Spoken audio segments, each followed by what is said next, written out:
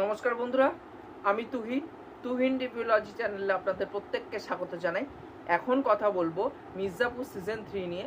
তা এটার আমি রিভিউ করব এবং তার সাথে সাথে এটার এন্ডিং এক্সপ্লেনেশনও আপনাদের সাথে শেয়ার করব। তা চলুন শুরু করা যাক। তা দেখুন, এই মির্জাপুর সিজন 3 আমার এতটা দেখতে লেট হলো তার একটাই কারণ, এই সিরিজটি মানে আমি যেই এক্সাইটমেন্ট নিয়ে দেখতে বসেছিলাম সেই এক্সাইটমেন্ট কোথাও না কোথাও গিয়ে হারিয়ে গেল সিরিজটি শেষ করতে করতে। যার ফলে প্রথম 3টে এপিসোড আমি ঝটাঝট দেখে নিয়েছি এবং দেখার পর এতটাই বোরিং লাগছিল দেখতে দেখতে, যার ফলে আমি খুব লেট হচ্ছিল এতগুলো এপিসোড শেষ করতে, কারণ 10টা এপিসোড আছে, প্রায় 10 ঘন্টার মতন এরকম এই সিরিজটি। এবার সেই জায়গায় দাঁড়িয়ে যদি 10 ঘন্টা মানে 10 ঘন্টা সিরিজটিও 1 থেকে 2 দিনের মধ্যে শেষ করে দেওয়া যেত, কিন্তু সমস্যাটা হয়ে গেছে এখানটায় স্ক্রিন প্লেটা খুবই ডাল। আর তার থেকেও বড় কথা হচ্ছে যে এই সিরিজটি মানে সিজন 1-এর সেই স্ট্যান্ডার্ডটা কিন্তু ছুঁতে পারেনি, সিজন 2 বলুন বা সিজন 3 বলুন, সেই স্ট্যান্ডার্ডটা কিন্তু ছুঁতে পারেনি সিজন 1-এর। এবার সিজন 2 তবুও দেখতে কোথাও না কোথাও ভালো লাগে, তার একটাই কারণ ওখানটা তবুও মুন্না ভাইয়ার একটা জার্নি দেখানো হয়, তার ইনার ডেপথে গিয়ে সেই ক্যারেক্টারটাকে স্টাডি করা হয়, যার ফলে দেখতে কোথাও না কোথাও ভালো লাগে এবং ড্রামাটা ভালো ছিল ওখানটায়, যার জন্য দেখতে কোথাও খুব সুন্দর লাগে। বাট এখানটায় সেই ড্রামাটাও পর্যন্ত ছিল না এবং কোনো ক্যারেক্টারে সেইভাবে স্টাডিও ছিল না, যার ফলে কি হয়েছে এই সিরিজটির সাথে জুড়তে খুবই কষ্ট হচ্ছিল। আর এই সত্যি কথা বলতে গেলে আমার এই সিরিজটি একদমই ভালো লাগেনি, খুবই বাজে একটা সিরিজ বলে আমার মনে হয়েছে। তো দেখুন এখানটায় যে গল্পটা দেখতে পাচ্ছি, যে গল্পটা কি দেখতে পাচ্ছি, যে এবার তো মির্জাপুরের মানে পূর্বাঞ্চলের যে সিংহাসন, সেই সিংহাসনটা এখনো পর্যন্ত কালীন ভাইয়ার, যেহেতু আমরা দেখেছিলাম সিজন 2-তে কালীন ভাইয়াকে গুলি মেরে দিয়েছিল, কিন্তু ওখান থেকে সারা দোকে বাঁচিয়ে নিয়ে চলে গেছিল মানে কালীন ভাইয়াকে। এবার বাঁচিয়ে নিয়ে যাওয়ার পরে পাঙ্গাস ত্রিপাঠীকে, এবার এরা তো আর জানে না যে এই গুড্ডু জানে না যে সারাদ ভাই মানে সরি কালীন ভাইয়া মারা গেছে কি বা মারা যায়নি। এবার যার ফলে কি হয়েছে যে যতক্ষণ না ডেড বডি খুঁজে পাওয়া যাবে সেই সিংহাসনের মানে সেই সিংহাসনের হাত কেউ জমাতে পারবে না, মানে অধিকার কেউ নিতে পারবে না। এবার যার ফলে কি হচ্ছে যে গুড্ডু এবার খুঁজছে কালীন ভাইয়াকে, কালীন ভাইয়া কোথায় আছে, আদৌ বেঁচে আছে না মরে আছে, এই নিয়ে যাবতীয় পুরো 10 এপিসোডের সিরিজটি। এবার দেখুন একটা মেন ঘটনা হচ্ছে যে এখানটা না কোনো ক্যারেক্টারকে সেইভাবে জায়গাই দেওয়া হয়নি। আজকে কালীন ভাইয়া এত বড় একটা ক্যারেক্টার মির্জাপুরের, এবার সেই জায়গায় দাঁড়িয়ে কালীন ভাইয়াকে কোথাও না কোথাও আন্ডার প্লে করে দেওয়া হয়েছে এবং যার ফলে তার স্ক্রিন অন টাইমটাও অনেকটা কম রাখা হয়েছে এবং লাস্টে গিয়ে সেটা পুষানোর চেষ্টা করছে একদম লাস্ট এপিসোডে গিয়ে, কিন্তু আপনি যখন মানে 3-4 এপিসোড দেখবেন তখন না কোথাও গিয়ে আপনি টায়ার্ড হয়ে যাবেন। 6 নম্বর এপিসোড থেকে তবু একটা গতি নেয়, কিন্তু গতি নিলে কি হবে, আপনি আগেই ভাববেন যে এই সিরিজটি ভাল লাগছে না দেখতে, আমি দেখবো না, অনেকে দেখাও বন্ধ করে দিতে পারে এইটার কারণে। এই একটা প্রবলেম হয়েছে। এবং এখানটায় যে বিজয় বর্মার ক্যারেক্টারটা ছিল ছোটে এবং বারে তার মানে যমজ ভাই ছিল তারা দুজন। এবার আমরা প্রত্যেকেই জানি যে বারে মানে মানে স্পেকুলেশন লাগিয়েছিলাম সেই টাইমে যে বারে হয়তো মরে গেছে, ছোটে বেঁচে আছে, কিন্তু সেটাই সত্যি হয়েছে যে হ্যাঁ বারেই মারা গেছে, ছোটে এখনো বেঁচে আছে। এবার তার যে একটা ক্যারেক্টারের যে ক্রাইসিস, সে অন্য একজনের ক্যারেক্টারকে নিয়ে বাঁচছে, তার ক্রাইসিসটা কোথাও না কোথাও গিয়ে ফিলই করতে পারি না। এবং সেই জায়গায় দাঁড়িয়ে দাদা ত্যাগী যে এখানটার তার ঠাকুরদা সরি বাবা হয়েছে দাদা ত্যাগী, বা দাদা ত্যাগীর ক্যারেক্টারটা বা মানে আমরা দেখেছি খুঙ্খার একটা ক্যারেক্টার সিজন 2-তে, কিন্তু সিজন 3-তে তার ক্যারেক্টারটাকে সেইভাবে দেখানোই হয়নি।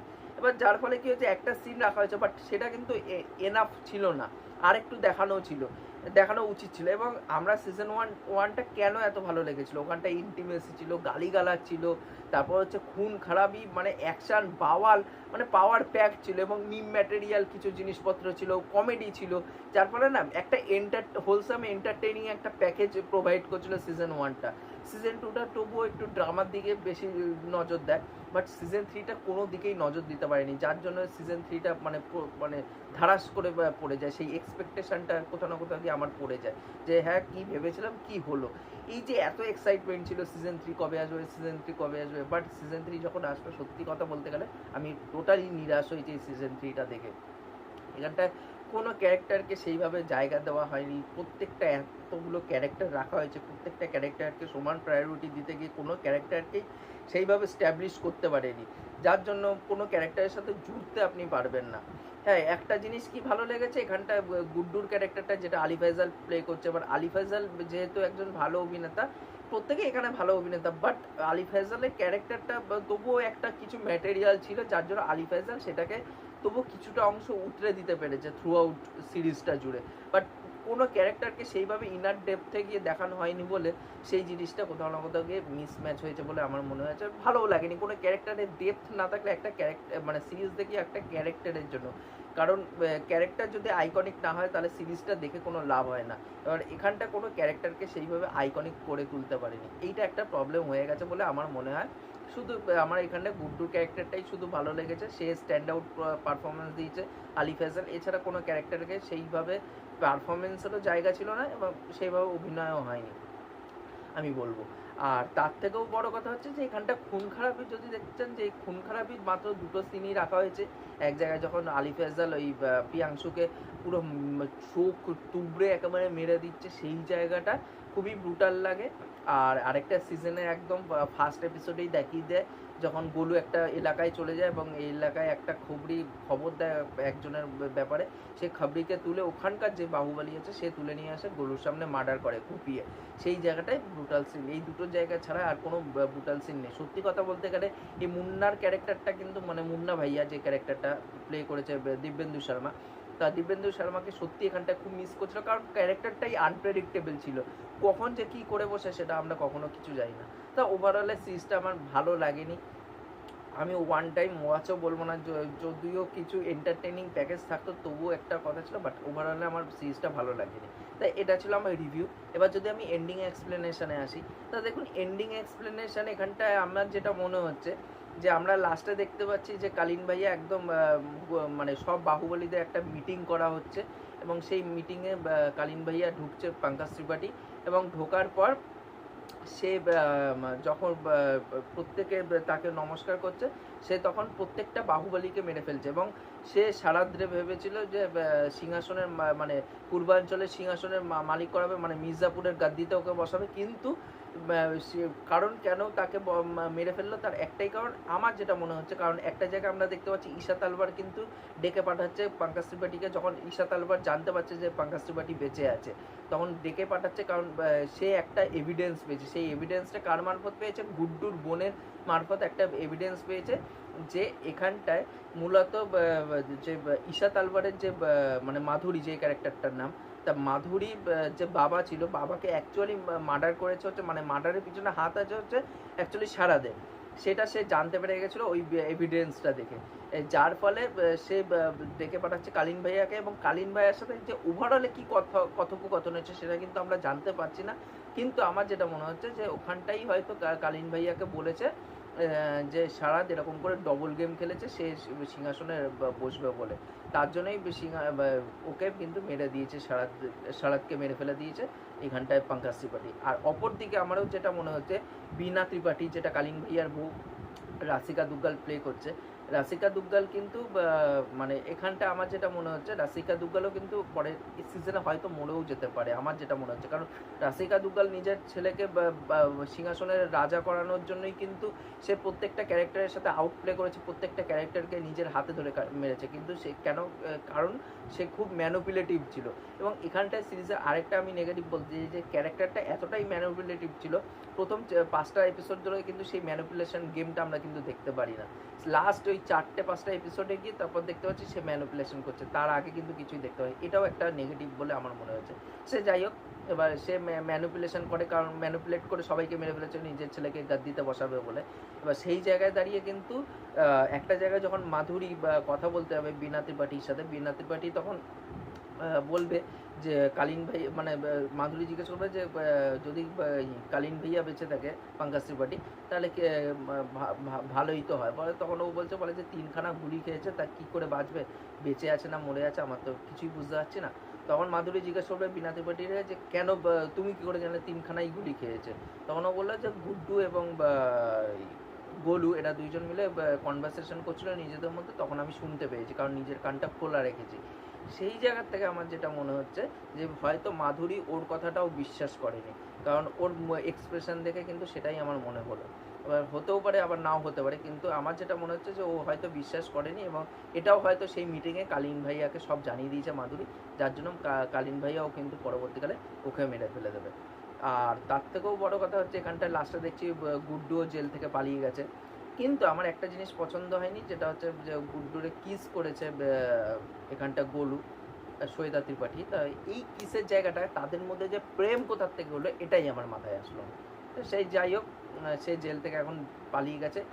আর অন্যদিকে আরেকজনকে দেখতে পাচ্ছি, যখন কালীন ভাইয়া ছিল না, তার অবর্তমানে একজন যে পুরো এই যে বাহুবলীদের যে মিটিংটা হয়, যে অ্যারেঞ্জ করছে একটা লোক, মানে শান্তি সমঝোতা বলুন বা নানা রকম যে মিটিংয়ের যে মেন মানে স্পিকার হয়ে দাঁড়াচ্ছে উনি, এবার উনি মেনলি সবাইকে ঠান্ডা সলা পরামর্শ করছে। সেই জায়গায় দাঁড়িয়ে তিনি কিন্তু আরেকজনের সাথে কথা বলছে, সেই ক্যারেক্টারকে কিন্তু আমরা এখনো পর্যন্ত দেখতে পাইনি। সিজন 4-এ হয়তো তার ক্যারেক্টারটাকেও এখানে ইন্ট্রোডিউস করা হবে। এবার যা হবে, কারণ ওখানেও কিন্তু ওই বাহুবলীদের সাথে কিন্তু ওনাকেও মেরে দিয়েছে, প্রত্যেকটা বাহুবলীকেও মেরেছে, সারাতকে মেরেছে, প্রত্যেকটা মেরেছে।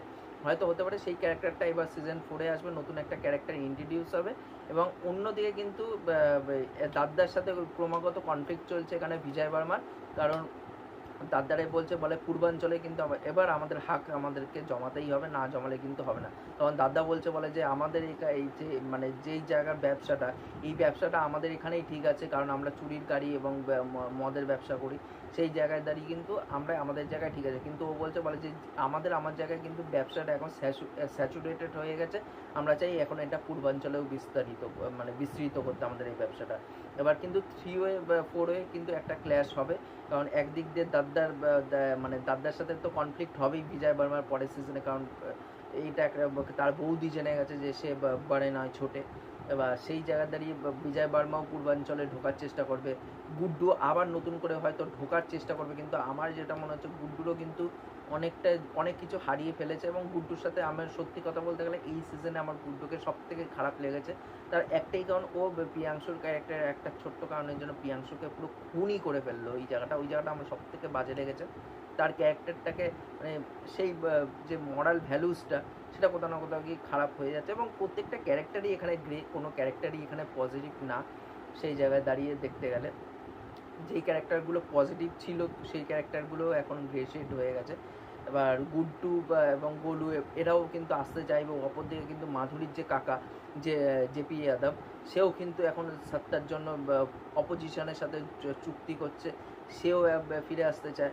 এবং গুড্ডুকে কিন্তু অপরদিকে কালীন ভাইয়াও কিন্তু এবার তাড়া করবে, কারণ এতক্ষণ গুড্ডু কালীন ভাইয়াকে তাড়া করেছে, ও কিন্তু এবার গুড্ডুরে তাড়া করবে, কারণ ও এবার ফিরে এসছে পূর্বাঞ্চলে মির্জাপুরকে সামলাতে। এবার এতগুলো ক্ল্যাশ কিন্তু আমরা দেখতে পাবো টোটালে। এবার দেখার বাদ বাকি সিজন 4টা কেমন হয়। আমি চাইবো সিজন 4টা যেন দামদার হোক, কারণ সিজন 2টা তবু আমার মোটামুটি লেগেছে, সিজন 3টা আমার একদমই জমেনি। তা আপনাদের যদি এই সিরিজটি দেখা হয়ে থাকে, তাহলে অবশ্যই নিচে কমেন্ট করে জানাবেন ওভারঅলে যে আপনাদের কেমন কী লেগেছে, আর এই ভিডিওটি কেমন লেগেছে, এন্ডিং এক্সপ্লেনেশনটা কেমন লেগেছে, সেগুলো সব নিচে কমেন্ট করে জানাবেন, কারণ আমার প্রত্যেকের কমেন্ট পড়তে খুবই ভালো লাগে। আর তার সাথে সাথে যদি আমার চ্যানেলটা সাবস্ক্রাইব করে দিয়ে যান, তাহলে আরও বেশি ভালো লাগে, তাহলে মোটিভেশন পাই নতুন নতুন ভিডিও বানানোর জন্য। এখনকারের মতন টাটা, বাই।